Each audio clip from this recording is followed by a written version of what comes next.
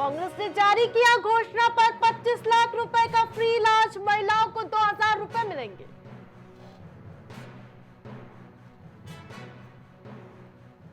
केंद्रीय मंत्री निर्मला सीतारमण की बड़ी मुश्किलें, बेंगलुरु अदालत ने एफआईआर दर्ज करने का आदेश दिया। ईयरफोन लगाना पड़ा भारी, गाना सुनते क्रॉस कर रहे थे ट्रक, ट्रेन ने 2 युवकों को टक्कर मारी। खेत के किनारे मिला लापता युवक का शव, 1 हफ्ते पहले निकला था कार्यक्रम में शामिल होने के लिए। बारिश से सड़कें हुई जलमग्न, लोगों को आवागमन में हो रही दिक्कतें, गंदे पानी से डेंगू डायरिया का कहर।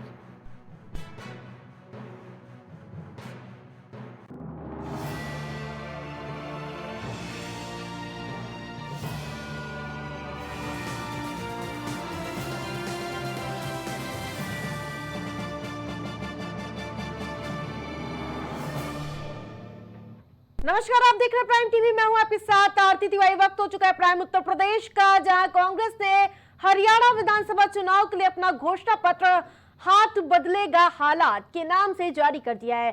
कांग्रेस के 40 फेज के घोषणा पत्र में लोगों को 25 लाख रुपए तक फ्री इलाज और महिलाओं को हर महीने 2000 रुपए देने का वादा पार्टी ने किया है। इसके अलावा सतलुज यमुना लिंक नहर से पानी लेने का वादा किया गया है। तो वहीं घोषणा पत्र की बड़ी बातें आपको बताते हैं, जो आज सभी के लिए गुणवत्तापूर्ण शिक्षा, युवाओं को रोजगार, बेहतर स्वास्थ्य सुविधाएं, 25 लाख रुपए तक मुफ्त इलाज का वादा किया गया। महिलाओं को हर महीने 2000 रुपए की सहायता, किसान आयोग का गठन, इसके साथ साथ न्यूनतम समर्थक मूल्य यानी कि एमएसपी की गारंटी, एक विभाग का गठन जो सुनिश्चित करेगा कि बड़े पैमाने पर युवाओं का पलायन न हो सके, वंचितों को 100 वर्ग गज का प्लॉट, इसके साथ साथ अल्पसंख्यक आयोग का गठन किया गया। ये सभी चुनावी वादे में किया गया है।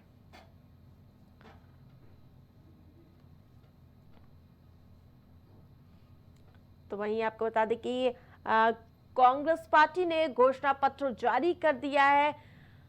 तो वहीं कई वादे किए गए हैं।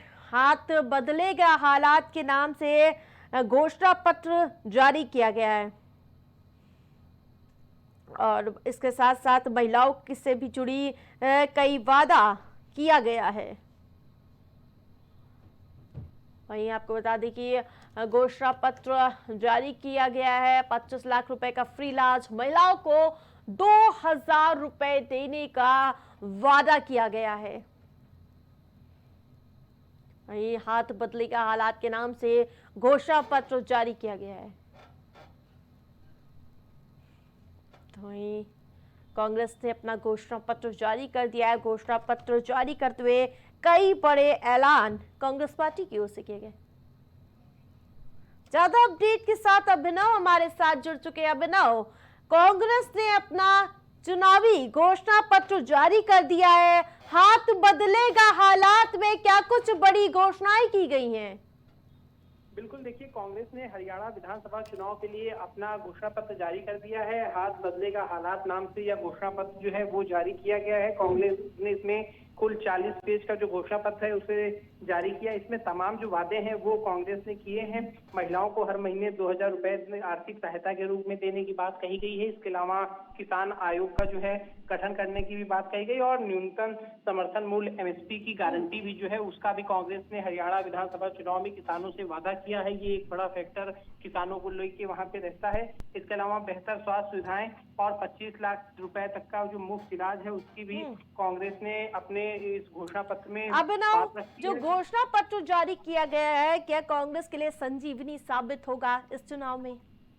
बिल्कुल, देखिए, कांग्रेस ने हरियाणा विधानसभा चुनाव को देखते हुए तमाम मुद्दों को अपने घोषणा पत्र में शामिल किया है। अगर बात करें महिलाओं की तो उनको भी इस घोषणा पत्र में उनको भी देखा गया, उनकी अनदेखी नहीं की गई है। किसान जो एक बहुत बड़ा फैक्टर रहते हैं हरियाणा में, उनकी एमएसपी की गारंटी की बात करें तो उसको भी कांग्रेस ने अपने घोषणा पत्र में शामिल किया। इसके अलावा शिक्षा, स्वास्थ्य समेत तमाम जो मुद्दे हैं कांग्रेस ने उनको अभिनव, इसके साथ साथ पहलवान भी एक फैक्टर होते हैं हरियाणा चुनाव में, और उसको लेकर क्या कुछ ऐलान किया गया है? बिल्कुल देखिए, पहलवान निश्चित रूप से देखिए हरियाणा के जो है, चाहे हम बात करें विनेश फोगाट की या वर्जन पुनिया की, इन लोगों ने कांग्रेस पार्टी को समर्थन जरूर किया है, लेकिन ऐसा अभी कांग्रेस के घोषणा पत्र में कुछ खास देखने को मिला नहीं है। कांग्रेस हालांकि हरियाणा में पहलवान जो है वो काफी हरियाणा से बिलोंग करते हैं और वहाँ की राजनीति में पहलवान जो है उनका भी बोलबाला रहता है, जो कि इस बार कांग्रेस के साथ नजर आ रहे हैं। तो ऐसे में देखने वाली बात आएगी कि पहलवान क्या कुछ कांग्रेस बिल्कुल, पार्टी के तमाम लिए अपडेट बेहतर के कर लिए बहुत सकते हैं। बहुत धन्यवाद।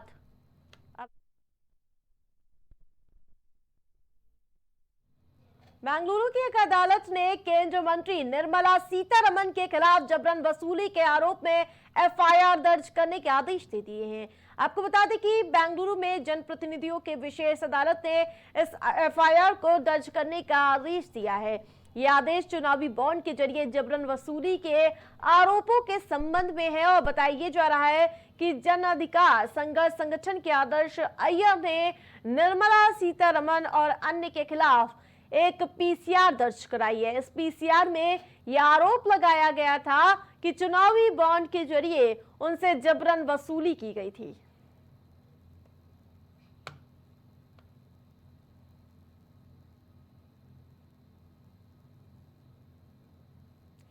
तो वहीं निर्मला सीतारमण की मुश्किलें बढ़ती हुई नजर आ रही है। जिस प्रकार से आपको बता दें कि निर्मला सीतारमण बेंगलुरु अदालत ने एफआईआर दर्ज करने के आदेश उनके खिलाफ दिए हैं और जिसके बाद कहीं ना कहीं वित्त मंत्री निर्मला सीतारमण की मुश्किलें बढ़ती हुई नजर आ रही हैं। वहीं बेंगलुरु के अदालत में एफआईआर दर्ज की गई है वित्त मंत्री के खिलाफ।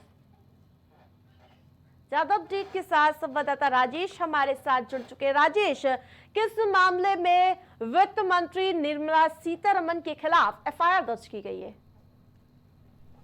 राजेश, वित्त मंत्री निर्मला रमण की जिस तरीके से निर्मला रमण के ऊपर एक शख्स ने आरोप लगाया है बेंगलुरु का कि उन्होंने बॉन्ड के नाम पर उसको धमकाया है और धमकाने के साथ साथ में अगर बात करें तो उसने पहले तो पीसीआर दर्ज कराई। पीसीआर दर्ज कराने के बाद कोर्ट ने आदेश कर दिया उसके ऊपर वित्त मंत्री के ऊपर एफआईआर दर्ज करने के लिए। तो जाहिर सी बात है, जब से एफआईआर दर्ज हुआ है, जाहिर सी बात है कि निर्मला रमण की मुश्किलें लगातार बढ़ती हुई नजर आ रही है। तो जाहिर सी बात है कि निर्मला सीतारमण पर जिस तरीके का बॉन्ड को लेकर आरोप लगा कि बॉन्ड को लेकर उस शख्स को धमका रही थी और धमकाने का आरोप उस शख्स ने सीधे सीधे धमकाने का आरोप भी लगाया है वित्त मंत्री के ऊपर। तो जिसको लेकर कोर्ट ने मामले को संज्ञान में लिया। संज्ञान में लेने के बाद सीता निर्मला रमण जो वित्त मंत्री हैं, हमारे देश के वित्त मंत्री हैं सीता निर्मला रमण, उनके ऊपर कोर्ट के आदेश के बाद एफआईआर दर्ज कर लिया गया है। तमाम अपडेट के लिए बहुत बहुत धन्यवाद राजेश।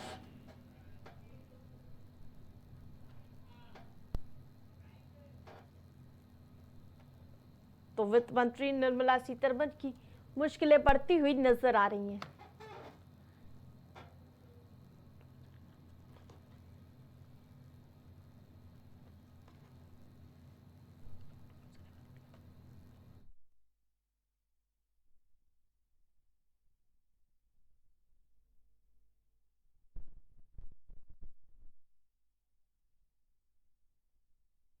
लगातार वित्त मंत्री निर्मला सीतारमण की मुश्किलें बढ़ती हुई नजर आ रही हैं।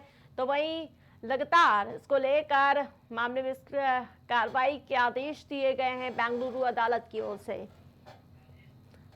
ज्यादा अपडेट के साथ राजेश हमारे साथ जुड़ चुके। राजेश का रुख करूंगी। राजेश, जिस प्रकार से चुनावी बॉन्ड के जरिए उनसे जबरन वसूली की गई है, इसको लेकर क्या कुछ अपडेट मिल पा रहा है?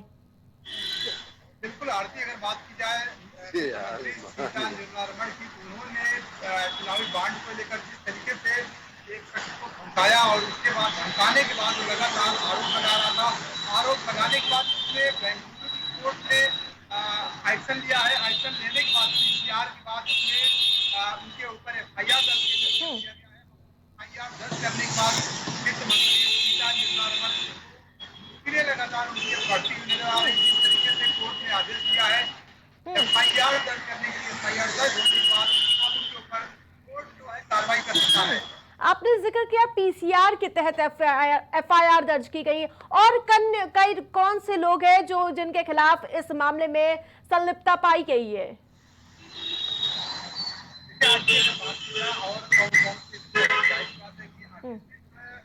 जो मंत्री है निर्मला